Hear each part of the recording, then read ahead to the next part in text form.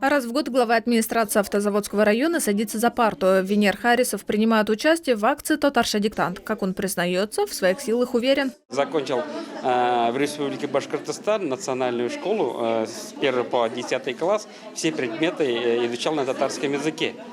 Поэтому никаких сложностей для меня нету в писании диктанта на татарском языке. На хорошем уровне ежегодно у меня хорошие оценки. Сегодня в исполнительном комитете диктант по татарскому языку писали начальники и руководители управлений и отделов, специалисты. Многие из них уже неоднократно принимали участие в акции «Татарша диктант». Как признаются, целенаправленно не готовились, рассчитывают на те знания, которые получили в школьные годы. Я всегда жду этот день, чтобы написать «Татарша диктант».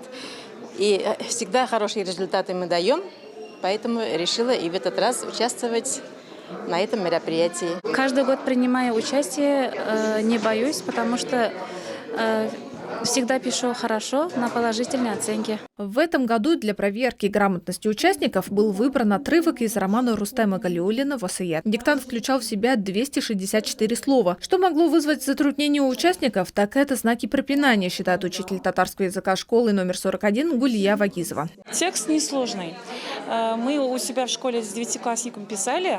В знаках препинания немного надо будет разобраться, а грамматических ошибок, мне кажется, не будет. Учителя татарского языка проверят диктант уже сегодня, а ознакомиться с результатами можно будет на сайте проекта. Эльмира Гайнудинова, Сергей Вильданов. Новости. Набережные Челны.